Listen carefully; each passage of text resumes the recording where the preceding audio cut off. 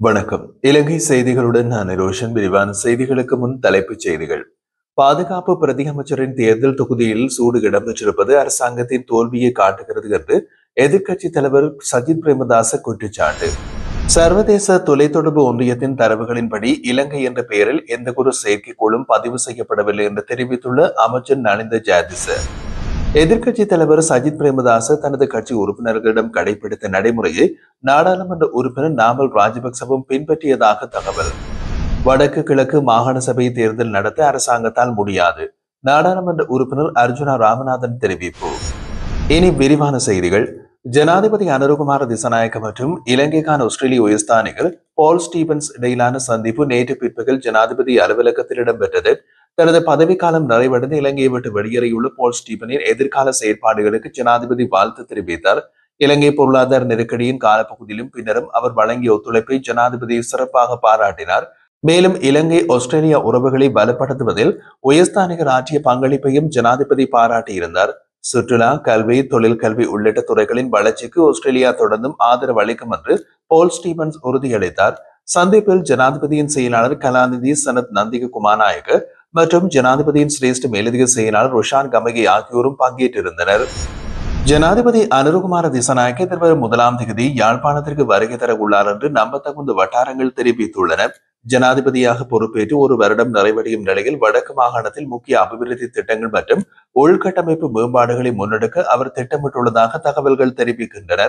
இதன் ஆரம்ப கட்டமாக யாழ்ப்பாணம் குறிகட்டுவான் இறங்கு துறைமுக விரிவாக்க திட்டத்தினை ஜனாதிபதி வருகையின் போது தொடங்கி வைக்க உள்ளதாகவும் கூறப்படுகின்றது.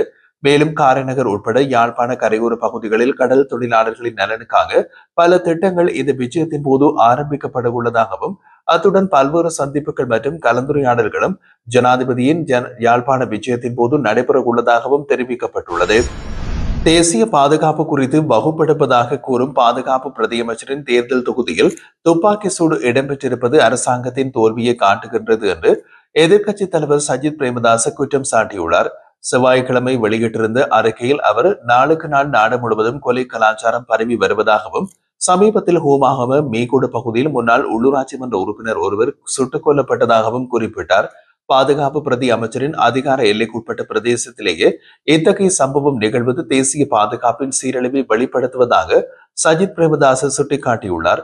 பாதாள உலக கும்பல்கள், திட்டமிட்ட குற்றக்குழுக்கள், ஆயுதங்களுடன் செயல்படும் கொலைகாரர்கள் ஆகியோர் சமூக கட்டுப்பாட்டை தமது கையில் எடுத்துள்ளதாக அவர் தெரிவித்திருந்தார். ஜனாதிபதி அனுரகுமார திசாநாயக்க தலைமையிலான அரசாங்கத்திடம் இந்த பிரச்சனைக்கு தீர்வு உள்ளதா என்ற கேள்வியை சஜித் பிரேமதாச எழுப்பியுள்ளார். மக்களின் உயிரை பாதுகாப்பது மற்றும் தேசிய பாதுகாப்பை உறுதி செய்வது அரசாங்கத்தின் அடிப்படை பொறுப்பாகும் என்றும் அவர் வலியுறுத்தினார்.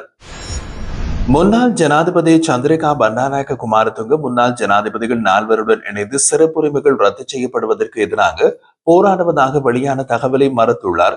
அவரது ஊடக பிரிவு வெளியிட்டுள்ள அறிக்கையில் குறித்த தகவல் முற்றிலும் தவறானது எனவும் இது குறித்து சந்திரிகா எந்த ஒரு சட்ட நடவடிக்கையில் ஈடுபடவில்லை என்றும் தெரிவிக்கப்பட்டுள்ளது. முன்னாள் ஜனாதிபதிகளுக்கான சிறப்புரிமைகள் ரத்து செய்யப்படுவது தொடர்பாக தாம் எந்த ஒரு முயற்சியிலும் அல்லது வழக்கிலும் பங்கேற்கவில்லை என்று அந்த அறிக்கையில் தெளிவுபடுத்தப்பட்டுள்ளது. சர்வதேச தொலைத்தொடர்பு ஒன்றியத்தின் தரவுகளின்படி இலங்கை என்ற பெயரில் எந்த ஒரு செயற்கைக்கோளும் பதிவு செய்யப்படவில்லை என்று அமைச்சர் நலிந்த ஜாதிச தெரிவித்துள்ளார். வாராந்திர அமைச்சரவை முடிவுகளை அறிக்கும் செய்தியாளர் சந்திப்பில் கலந்து கொண்டு செய்தியாளர்களின் கேள்விகளுக்கு பதில் அளித்த போது அமைச்சர் இதனை குறிப்பிட்டிருந்தார். சர்வதேச தொலைத்தொடர்பு ஒன்றிய உறுப்பினரான இலங்கையின் தொலைத்தொடர்பு ஒழுங்குபடுத்தல் ஆணைக்குழுவுக்கு 2 புவிசார் சுற்றுப்பாத நிலைகள் ஒதுக்கப்பட்டுள்ளது. ஆனால் அவற்றில் ஆப்கானிஸ்தான், கிர்கிஸ்தான், மால்டோவா, நேபாளம், தஜிகிஸ்தான், ருமேனியா உள்ளிட்ட நாடுகளும் தடையின்றி செயல்பட முடியும். இலங்கையின் நிலைகளின் கீழ் எந்த ஒரு செயற்கைக்கோளும் தற்போது இல்லை எனவும் சுப்ரீம் செட் நிறுவனம் ஏவியதாக கூறப்படும் சுப்ரீம் செட் 1 பின்னர் சைனா செட் 12 என பெயர் மாற்றம் செய்யப்பட்டாலும் அது சர்வதேச தொலைத்தொடர்பு ஒன்றிய தரவுத்தளத்தில் இலங்கையின் பெயரில் பதிவு செய்யப்படவில்லை என்றும் அமைச்சர் குறிப்பிட்டார். சுப்ரீம் செட் நிறுவனம் 2012 முதலீட்டு சபையுடன் ஒப்பந்தத்தில் கையெழுத்திட்டதோடு 2013-2014 நிதியாண்டில் 12 பில்லியன் மதிப்பில் செயற்கைக்கோள்களை சொத்தாக காட்டியது. ஆனால் 2014-2015 நிதியாண்டில் செயற்கைக்கோள் தொடர்பான எந்த வருவாயும் இல்லாமல் அதனை நீக்கியது.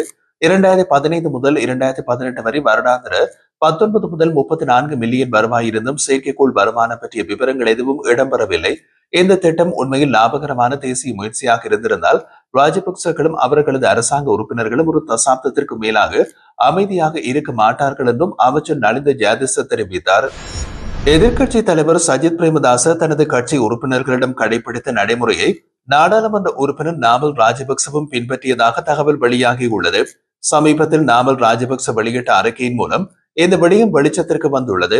தனது ஆதரவாளர்களை நிலையாக வைத்திருக்க நாடாளுமன்ற உறுப்பினர் கடிதங்களை தொடர்ந்து வழங்க வேண்டும் என்று அவர் குறிப்பிடுகின்றார். 2016 முதல் 2019 ஆண்டு வரை வீட்டு வசதி மற்றும் நகர்ப்புற மேம்பாட்டு அமைச்சராக இருந்த காலத்தில் சஜித் பிரேமதாசவும் இதேபோன்ற நடைமுறையை வெளிப்படையாக கூறியிருந்தார். அப்போது உயரமானவர்களுக்கு பாதுகாப்பு பணிகளுக்கும் குறுகியவர்களுக்கு தொழிலாளர் பணிகளுக்கும் வேலைவாய்ப்பு கடிதங்கள் வழங்கப்படும் என்று அவர் தெரிவித்துள்ளார். நாமல் ராஜபக்ச மற்றும் அவரது குழுவினர் இதை திறந்த வெளியில் அறிவிக்கவில்லை என்றாலும் பல்கலைக்கழக சேர்க்கை வரை உறுப்பினர் கடிதங்களை வழங்கி நெருக்கமான ஆதரவாளர்களை அரசியல் சார்பு நிலைக்கு வைத்துள்ளனர் என்று குற்றம் சுமத்தப்படுகிறது. அரசியல்வாதிகளின் சட்டவிரோத தலையீட்டால் ஏற்பட்ட அநீதியை நீக்கும் நோக்கில் தற்போதைய அரசாங்கம் இத்தகைய நடைமுறைகளை நிறுத்தியுள்ளது. எனினும் அந்த நடவடிக்கைக்கு எதிராக நாமல் ராஜபக்ச வெளிப்படையாக அறிக்கைகள் வெளியிடும் நிலைமைக்கு மாறியுள்ளார் என்றும் குற்றம் சுமத்தப்பட்டுள்ளது. பாதுகாப்பு பிரதியமைச்சர் அருண ஜெயசரவுக்கு எதிராக நம்பிக்கையில்லா பிரேரணைக்கு முழுமையான ஆதரவு வழங்குவதாக பொதுஜன பெரமுனவின் தேசிய அமைப்பாளர் நாமல் ராஜபக்ச தெரிவித்துள்ளார்.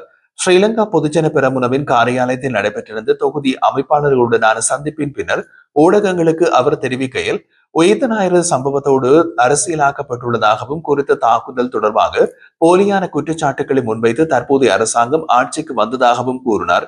அருண ஜெயசேகர உயிர்த்த ஞாயிறு தாக்குதல் நடைபெற்ற காலத்தில் கிழக்கு மாகாணத்தினுடைய கட்டளை தளபதியாக பணியாற்றியதாகவும் தனது பதவிக்கான பொறுப்புகளை நிறைவேற்ற தவறியதாகவும் குற்றம் சாட்டப்பட்டுள்ளார்.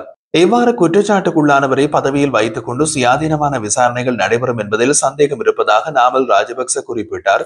மேலும் உயிர்த்த ஞாயிறு தாக்குதல் தொடர்பாக கிடைத்த புலனாய்வு தகவல்களை செயல்படுத்தாமல் அவற்றை அலுவலக மேசையில் பத்திரப்படுத்தி வைத்திருந்தவர்கள் தற்போது அரசாங்கத்தில் உயர் பதவிகளில் இருப்பதாகவும் அவர்களுக்கு எதிராகவும் நடவடிக்கை எடுக்க வேண்டும் என்றும் அவர் வலியுறுத்தினார். வடக்கு கிழக்கு மாகாண சபை தேர்தலை அரசாங்கத்தால் நடத்த முடியாது என்று நாடாளுமன்ற உறுப்பினர் ராமநாதன் அர்ச்சுனா தெரிவித்துள்ளார். பாதுகாப்பு பிரதியமைச்சர் அருண் ஜெயசேகரவுக்கு எதிராக ஐக்கிய மக்கள் சக்தியின் தலைமையில் எதிர்க்கட்சியினால் முன்வைக்கப்பட்ட கூட்டு நம்பிக்கையில்லா பிரேரணை சபாநாயகர் ஜெகத் விக்ரமரத்னவிடம் கையளிக்கப்பட்டது. எதிர்க்கட்சியோடு சென்றிருந்த அர்ஜுனா ஊடகங்களுக்கு கருத்து தெரிவிக்கும் போது வடக்கு அரசியல் தொடர்பான கேள்விகளுக்கு பதிலளிக்கையில் பல காரணங்களை சுட்டிக்காட்டி இந்த கருத்தினை வெளியிட்டார். அரசாங்கம் உள்ளூராட்சி தேர்தலின் போது வடக்கில் புலிகள் தலைவரின் உருவச்சிலை நிறுவப்படும் என்றும் அவரது தாயின் பெயரில் இறங்குதுறை அமைக்கப்படும் என்றும் வாக்குறுதி அளித்தது. வாக்குகளை பெறுவதற்காக அரசாங்கம் இவ்வாறான பொய்களை கூறியது மக்களுக்கு தெரியும் என்று அவர் குறிப்பிட்டிருந்தார். மேலும் அண்மையில் ஒருவர் வடக்கில் காலனியை கழற்றி ஓடிய சம்பவம் இடம்பெற்றது. இது வரலாற்றில் இல்லாத ஒன்று எனவும் இவ்வாறான பொய் வாக்குறுதிகளோடு அரசாங்கம் தெற்கிலும் மாகாண சபை தேர்தலை நடத்த முடியுமா என்றும் அவர் கேள்வி எழுப்பினார்.